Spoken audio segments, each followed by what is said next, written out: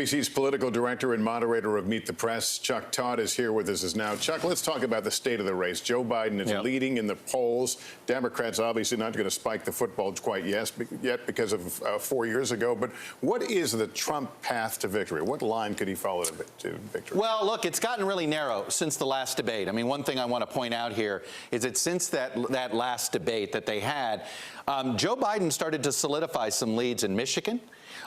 His lead in Wisconsin is just barely outside the margin of error in most of the polls I've seen, but still it's competitive. And the president, Hugh Hewitt brought this up, the president does need to bring these two states back into play, because right now they're not. Right now there are 4 states total that you can look at and say the president is within the margin of error on and can still plausibly get a path to 270. But the problem he has, guys, is that he only now has one path if right now everything else holds. I mean, Joe Biden needs one of these 4. Assuming everything holds right now where he leads, he just needs one of these remaining 4 of Arizona, Florida, North Carolina, and Biden, and Pennsylvania here. So literally, Arizona would put him over the top. But if he loses Arizona, Pennsylvania would put him over the top. But he could lose Pennsylvania, North Carolina could put him over the top. Well, he can lose North Carolina, and then Florida could put him over the top. Now, what does President Trump have to do? He has to sweep all of those 4.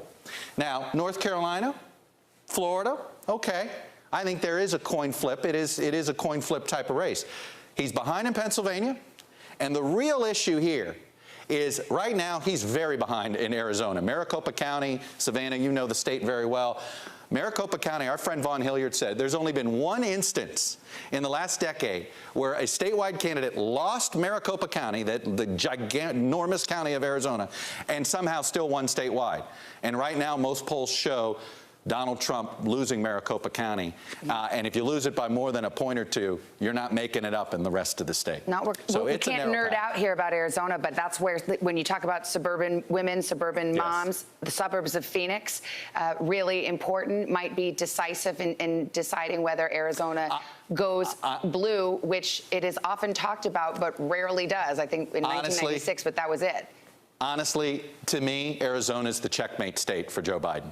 I mean, when you start to mess around these patterns here, especially if Donald Trump is underperforming in Michigan and Wisconsin here, it is interesting. He has a plausible way to win Florida. There's a plausible path in North Carolina.